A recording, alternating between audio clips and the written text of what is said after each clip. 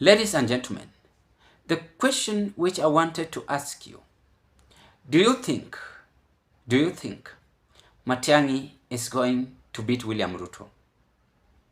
According to me, it is not going to be easy. Because if Matiang'i himself goes for Ruto, then they are preparing William Ruto to have a one-touch election.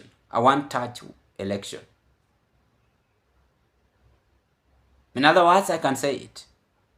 They are preparing a smooth ground for William Ruto. Because what Jubilee is now doing is a clear notification that if Matiang'i is given a chance or endorsed as the presidential candidate in Jubilee, then William Ruto might defeat Matiang'i early in the morning. Willy Dennis Njiru kwa taarifa hiyo. Kwingineko ni kwamba Rais mstaafu Uhuru Kenyatta leo ameongoza kikao cha faragha na aliyekuwa waziri wa usalama wa ndani Daktari Fred Matiang'i pamoja na washirika wake katika harakati za kuimarisha umoja wa upinzani kabla ya uchaguzi wa mwaka 2027.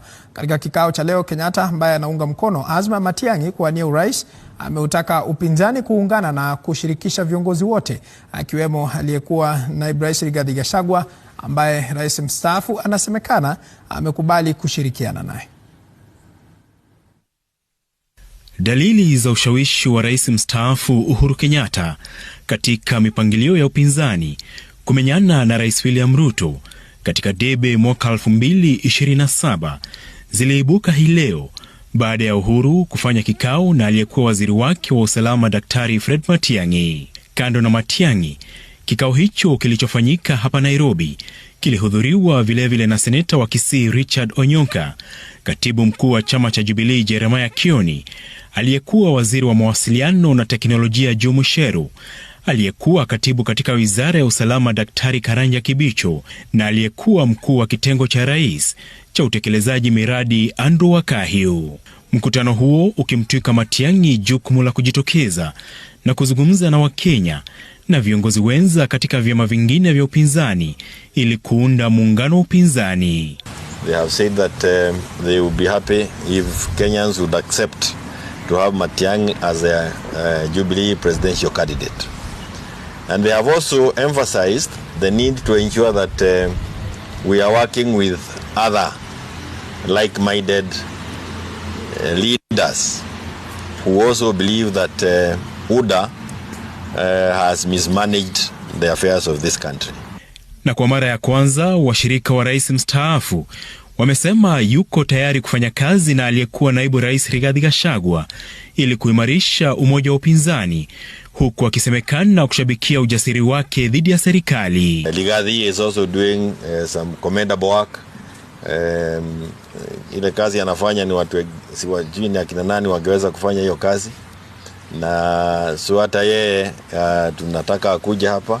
Katika kikao cha leo, Uhuru alisemekana kuwarai viongozi wa upinzani wasikimbilie kuunda muungano, lakini kwanza watengeneze vyama vyao na wawape viongozi wengine nafasi kujiunga na upinzani. Apol Kamau, TV47.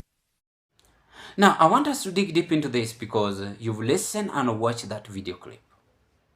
But before I carry on, ladies and gentlemen, it is my hope and prayer that this video is going to find you well wherever you are, as all our eyes are set for 2027 presidential campaign or political election. Allow me to divert into one observation I've seen in the Republic of Kenya, is that most leaders are now regrouping, and they are really enthusiastically regrouping and forming a clear political win party. But at the end of the race, you will realize that they will give up and give the one or the winner a chance to be elected again. So that is the advantage William Ruto is having. Now, I want to challenge these people by saying this. If you want Matiang'i to win, you must have Gachagua in the support. You must have Kalonzo in the support. You must have Martha Karua, Eugene Wamalwa, Okia Mtata, Morara Kebaso. The 6 people I've mentioned. Then you are going to make William Ruto to be one-term president, as he said in Mandera. But if you split all of you, Mara Matiang'i, Party, Mara Kalonzo, Mara Karua, Mara gachagua, you are going to destroy your votes and allow William Ruto to easily penetrate through you guys. Take it to the nearest bank. And of course, Ruto is preparing. Who told you that Ruto is not preparing? He's a man who knows how to calculate his games. Just there, yesterday, he registered Mandela people to vote on the ID. So it means that Ruto is preparing. Mapema ndio best. Early bird catches the worm. But this Matiang'i endorsement, I've been forgetting. Maraga, I saw this in social media. But this Matiang'i's endorsement is very clear that if Jubilee itself endorses Matiang'i, then Matiang'i is going nowhere. And also confirming to us that Uhuru Kenyatta wants Matiang'i to be his project. I advise Matiang'i that it should be with his own political party. That is also okay. Even if Jubilee will endorse him, but I prefer him to be with his own political party. Or else he's going to dig his own grave. I know the Gen Zs are behind Matiang'i, the millennials behind Matiang'i, so on and so on. But what are some of the strategic solutions you find on how you can beat William Ruto in the ballot? This is a very serious question we ought to ask ourselves. Number 1, they must remain united and they must form a very strong political coalition. And they must be honest, trustworthy in the party or in the coalition. The second one, they must be sober-minded with one voice that they want to beat William Ruto. By doing that, they must find a solution on how they convince the people in the Republic of Kenya that we are ready to fight William Ruto.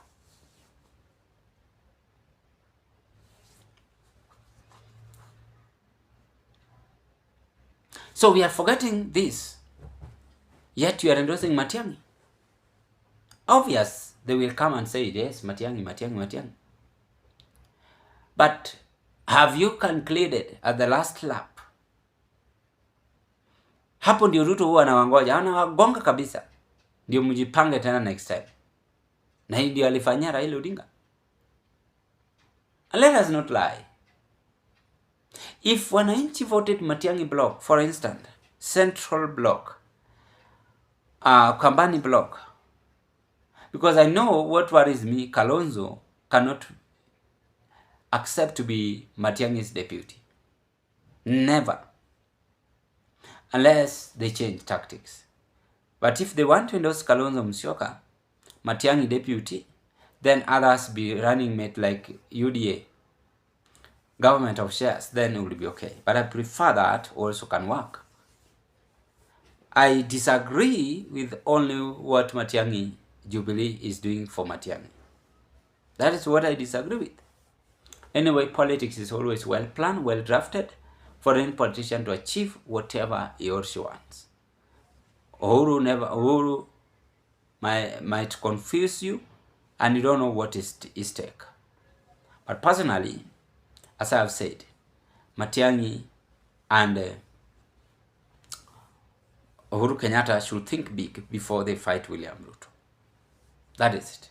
Ladies and gentlemen, what are your take? Bye-bye, and let's meet on another political discussion. Thank you.